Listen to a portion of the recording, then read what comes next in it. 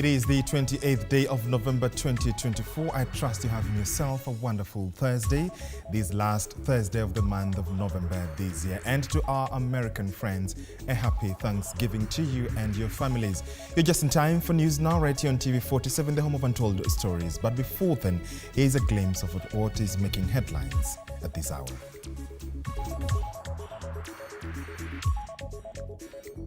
Top stories at this hour. There are government agencies that are still dodgy, and I want to put them on notice. President William Ruto has issued a one-week ultimatum to 30 government institutions to join e-Citizen, warning of leadership shakeups for non-compliance. Tuliweza kupokea report, kuna mama mwenye alikuwa mteja katika ile ofisi aliweza kucollapse.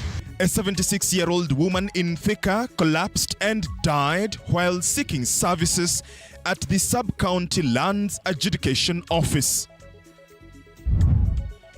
Na kwa haya hospitali zote hakuna hospitali hata moja ambayo iko na daktari. And leaders from Elgeyo Marakwet have condemned the widespread absence of doctors in local hospitals. Thank you for joining us. Let's get you informed. I am George Maringa. On the socials, you can find us at TV47 News KE or at George Maringa _. President William Ruto has issued a directive to government agencies that have not yet implemented the use of the e-Citizen platform during payment for services they offer. Speaking in Nairobi during the celebration of the one-year anniversary of e-Citizen, the president listed the agencies that have defied his order and gave them a one-week ultimatum to comply with the directive. He explained that this order aims to ensure transparency in the collection of national revenue. The whole government approach, we consistently and persistently pushed and managed to move onboarding of services from 394 last year, January, up to now 22,515. Your Excellency, today, Kenya stands as a benchmark in Africa for digital citizen services. This success proves that with the right leadership and the committed change agents, any vision can become a reality. There are government agencies that are still dodgy, and I want to put them on notice. The National Cancer Institute of Kenya,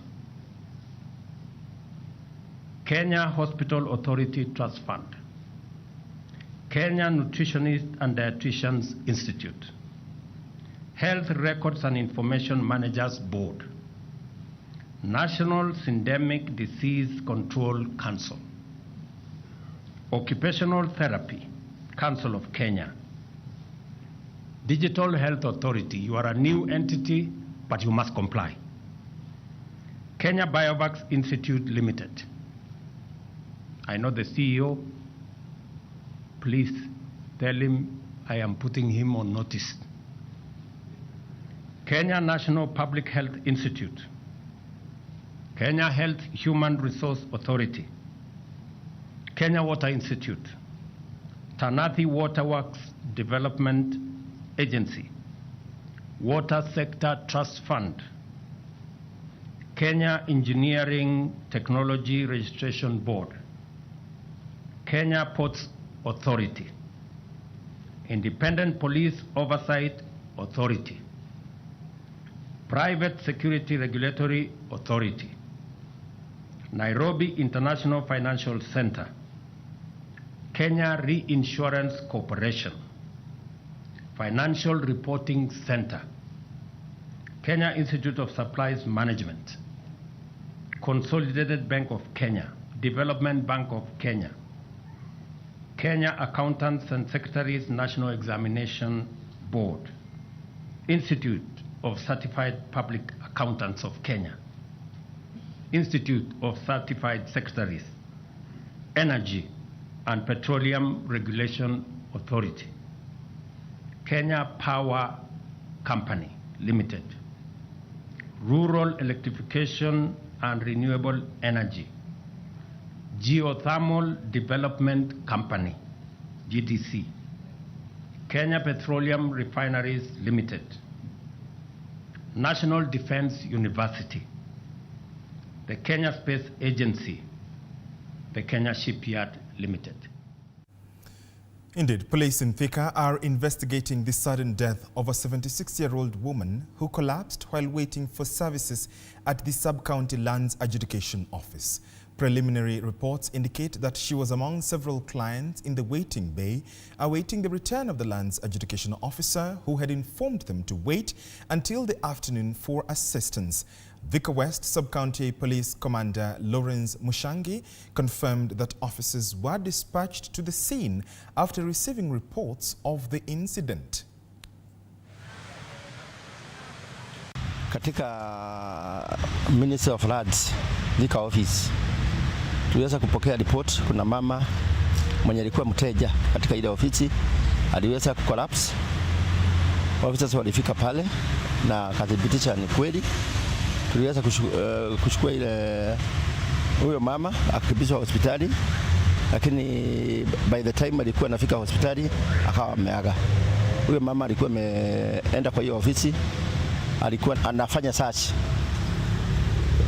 ama kupokea huduma katika hiyo ofisi. Familia waliweza kujulishwa na wako katika mipango ya kufanya postmortem ndio tujue hasa nini sababisha shida hiyo mama, ama huyo mama alikuwa na shida gani. MCAs from the Keyo South constituency in Elgeyo-Marakwet County have expressed concerns regarding the lack of doctors in several local hospitals. Led by Gilbert Ngetich and John Kimeli, they have brought their grievances to the County Assembly, demanding an explanation from the Health Department about the absence of medical personnel in hospitals located in Kamwosor, Chepkorio, Kaptarakwa and Kocholwo. The situation has forced residents to seek healthcare services from neighboring counties such as Maringa and Uasin Gishu. MCAs emphasized that the shortage of doctors is a pressing issue affecting the community's access to essential health services. They highlighted that residents have been compelled to travel outside their area for medical assistance due to this ongoing problem. Wawili, mmoja ambaye anaitwa Falari Chepchirchir aliumia na mwingine tu Nicole Cherop aliumia katika hospitali. Walipata fractures kwa mkono. Wasasa wakaniletea complaint. Mimi ni kama mwakilishi nikasema lazima nikuje nipeleke bunge ndio at least watu ambao wanashughulika wapate kuona kwamba ni nini haswa ilifanyika katika hospitali hiyo. Maybe hata hiyo imekosi hiyo kwa daktari. Maybe hata daktari mkubwa ambaye anafanya surgery. Bila amesema Mheshimiwa Gilbert ni ukweli. Hakuna daktari, tuko na nurses, tuko na medical services, hatuna daktari mkubwa ambaye anafanya surgery katika area hizo. Huenda hata huyo mtoto alikuwa anataka surgery ndio akaforsiwa ndio katoka hivyo. Ndio mkono ikavunjika, maybe ni vitu kama hizo. So naungana na daktari tupate daktari kesho saa 3 ndio akiwa atembea kama Mosor, Chepkorio, Kocholwa, at least tusaidie wananchi wetu. Keyo South. Sisi kule Keyo South kuna hospitali ya Kamosor Sub-County Hospital, tuko na Sub-County ya Chepkorio, tuko na Sub-County yetu ya Kaptarakwa na tuko na Sub-County yetu ya Kocholwa. Na kwa haya hospitali zote hakuna hospitali hata moja ambaye iko na daktari. Yote tumeona hizo hospitali zote ziko na nurses in charge, aina daktari. Unajua sasa katika hospitali lazima kukuwe na at least daktari hata mmoja. Laikipia County Governor Joshua Irongo has suspended the Laikipia Revenue Board due to alleged bribery and sexual favors during the recent revenue collector recruitment operations. Speaking following a meeting with nearly 230 reinstated revenue collectors, the governor criticized the conduct and emphasized that investigations are underway to ensure individuals implicated take responsibility. Irongo cautioned that individuals found found guilty would be held accountable now that investigations into the problem had begun, including removal from office and facing appropriate penalties.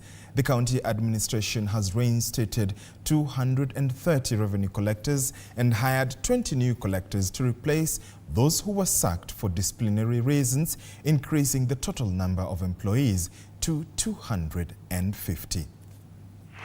Na hayo kati ya yale malalamishi ilitokea wakati ule ni ya kwamba kuna wengine walihogana ndio wapate kazi, kuna wengine walisema kuna mambo mengine ya usaliti iliendelea, sexual favors na mambo kama hayo, which I cannot entertain as a father of this county, and therefore nikisikiliza hiyo kilio yote, na kwa sababu hakuna yeyote vile tunaweza sema ya kwamba ati ni huyu, bado kama baba wa county bado nimefungua mlango yangu uko wazi, wale wote walipitia hayo mambo waweze kunifikia na zile zingine zozote, na kwa sababu nimesikia hiyo kilio kubwa, na kama baba wa county nimeamua ya kwamba kuanzia leo hiyo board ya Revenue Authority, the county Laikipia County Revenue Authority board, tumeisimamisha kazi kuanzia leo mpaka wakati tusugushe, tuangalie na tukague na tupate the evidences that are there, so that we can be able either to retain some of them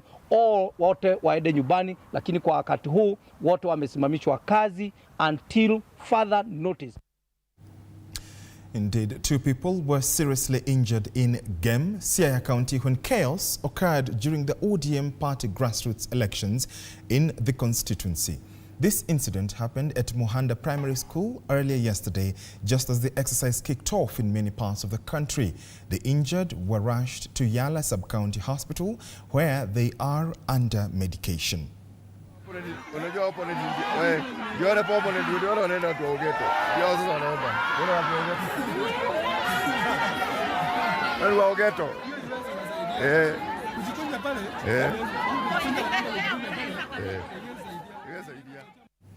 Indeed. Now, Environment Cabinet Secretary Aden Duale has decried that lack of sufficient funding is the main challenge to Kenya's efforts in leading the charge for climate action that aims to reduce Kenya's greenhouse gas emissions by 32% by the year 2030. Speaking when in Nairobi, where he presided over the opening session of the 2-day first Regional African Development Bank Climate Action Window CAW Adaptation Workshop, the CS called for more help financially so that the country's aims can be reached swiftly.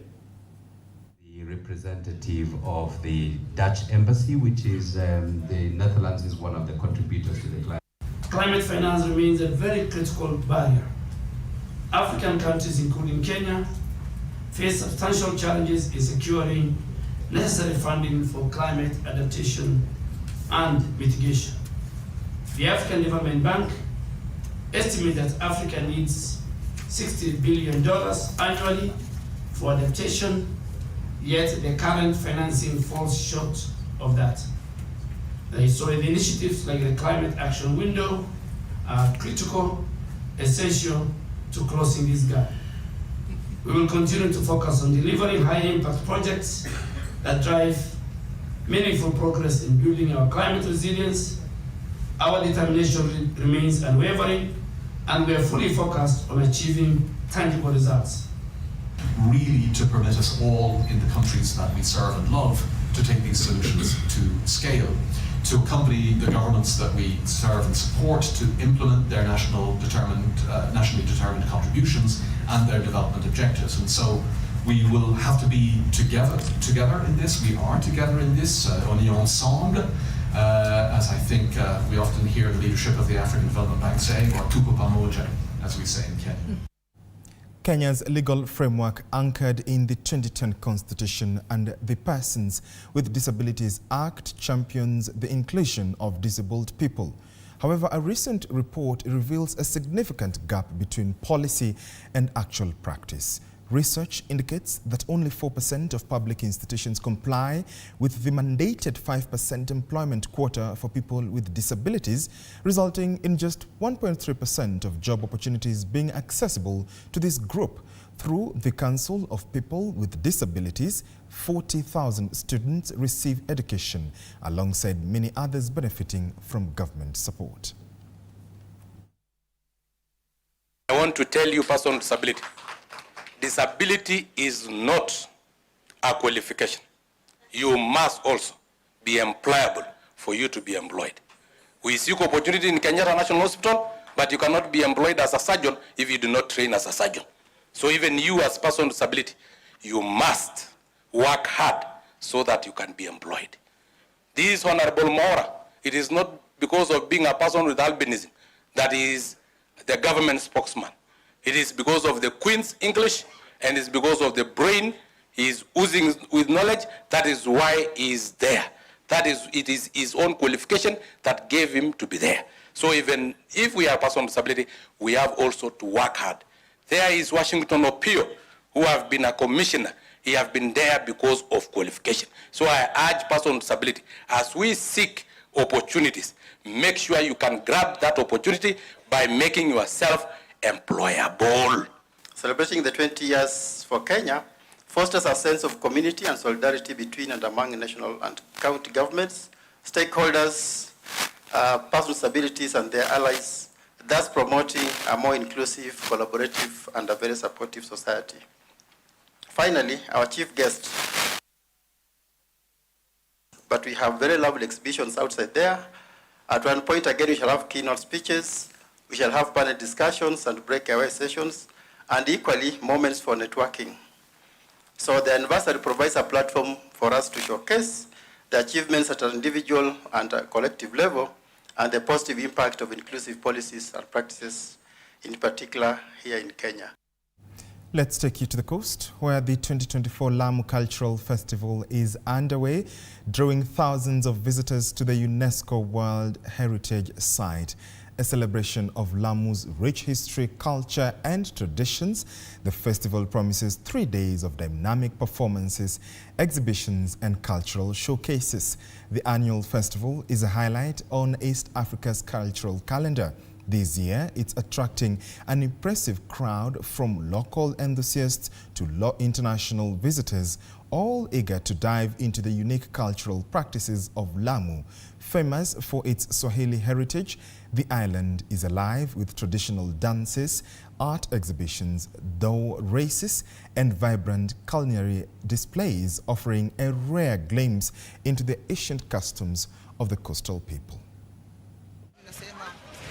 Tunataka hizi shughuli ifanyike kwa njia ya amani, kwa njia ya peaceful, watalii waje vizuri, watembee bandari vizuri, culture inoge vizuri.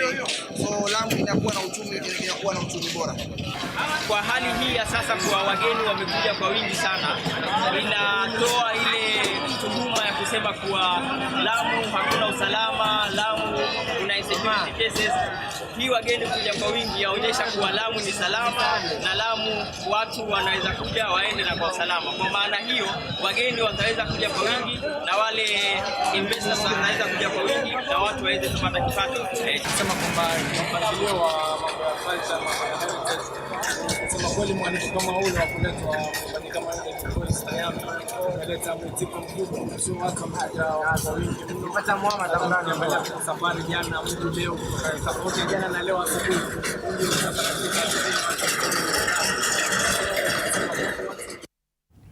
Now, the World Macadamia Organization, WMO, has confirmed ongoing plans to support the macadamia industry through growing demand for the superfood in the global market. Speaking while touring Kakuzi PLC macadamia orchards in Maringa County, WMO CEO Gillian Laing said the organization is seeking to increase market demand and consumption among key markets as the positive health attributes of macadamias continue to drive consumer demand.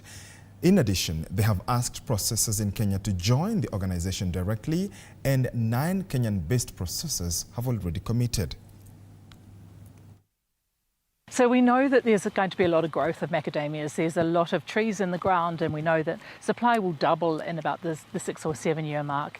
And off the base that we have at the moment, we know that we need to increase demand each year to make sure that there's a home for those macadamias, and also a good home, the right kind of demand for that home. Actually, if we step back, we need to find $1 US worth of demand each year for the next 5 years, where that really focuses the mind.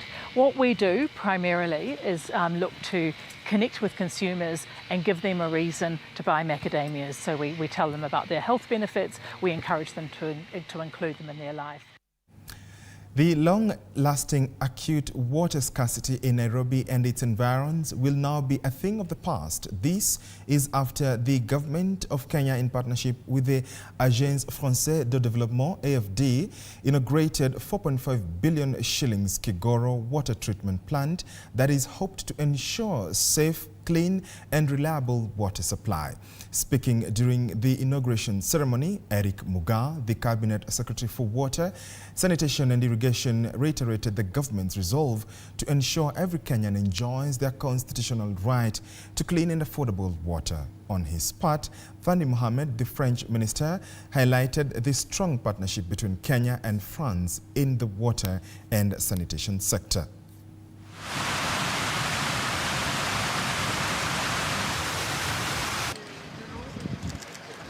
Today, the French, who helped support this program, were here to officially inaugurate. The plant has been under testing for the last 2 months. It is meant to take 140 million cubic to Nairobi. This, when the water gets to Gigiri tanks, it will be shared amongst 4 counties. We are glad because this is one of the government's agenda, provide water and sanitation to the people. And we also appreciate the development partners who are with us today here, because they are also helping us do other projects in Kisumu and also in Mombasa. It is very important in the partnership between France and Kenya. We have a lot of programs, and this one, water, is one of the most important, because all people need water. Stakeholders in the health policy sector have been urged to adopt science-driven regulations in policymaking to enhance harm reduction efforts across Africa, particularly in tobacco regulation and policy development. This call was made during the 4th edition of the Harm Reduction Exchange in Nairobi under the theme Enabling Innovation in Harm Reduction Through Science-Led Regulation and Policymaking. The initiative aims to implement harm reduction practices, bolster control policies, and enforce stricter trading laws to curb the proliferation of black market tobacco products. Meeting people where they are, helping them take safer steps towards the future. And so when we are talking about tobacco abuse, drug dependency, other substance abuse, the principle remains the same. We reduce harm, we save lives. And in this effort, we are going to use science-led regulation, which isn't just a support system, it's a driving force for innovation and meaningful change. Science-led regulation isn't just a tool, it's a bridge. It connects innovation and impact and ensures that the solutions we create reach the people who need them the most.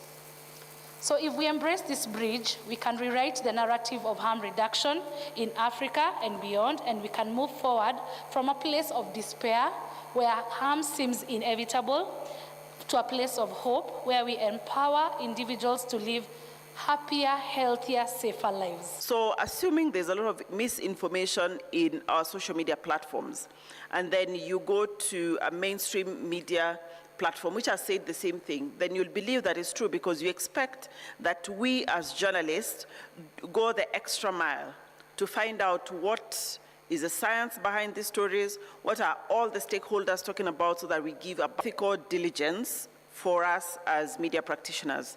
We must be precise in our language and cautious in our framing.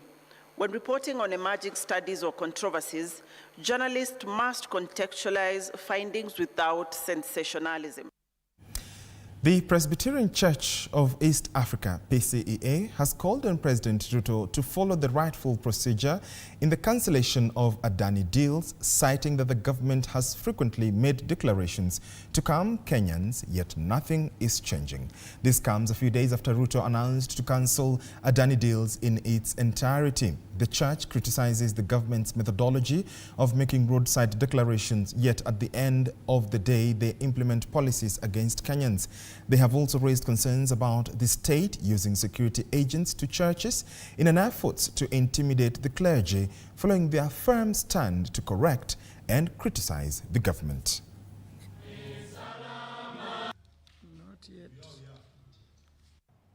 For being bold enough to say they are cancelled. We must commend him for that. However, it was a bit late because already Kenyans had spoken against Adani in a very big way.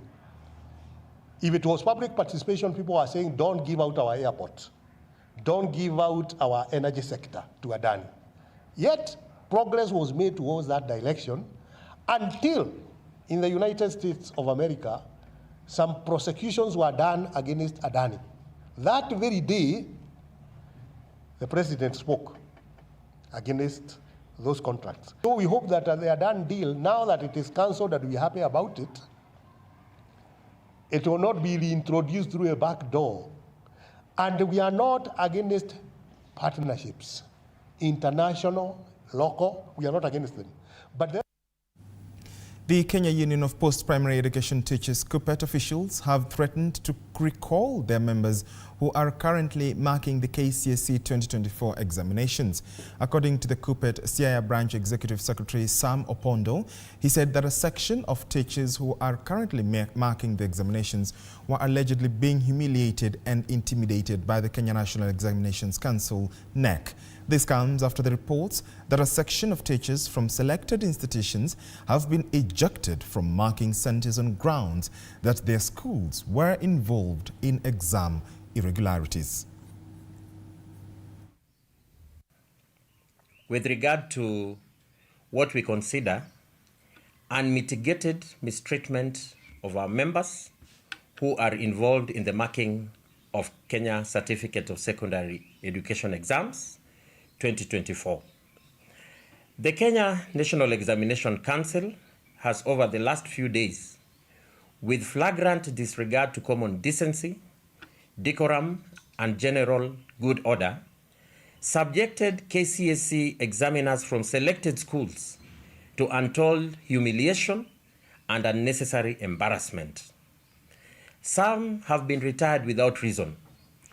Others are ejected out of marking centers like common criminals. We are saying that blanket condemnation by NEC must stop. Proper investigation must be done. Our teachers who have been wrongly dismissed from marking must be compensated. And if NEC wants to continue with this improper humiliation of our teachers, we are ready to take any action. One of them, which may include calling our teachers to boycott marking, if that is the language they understand.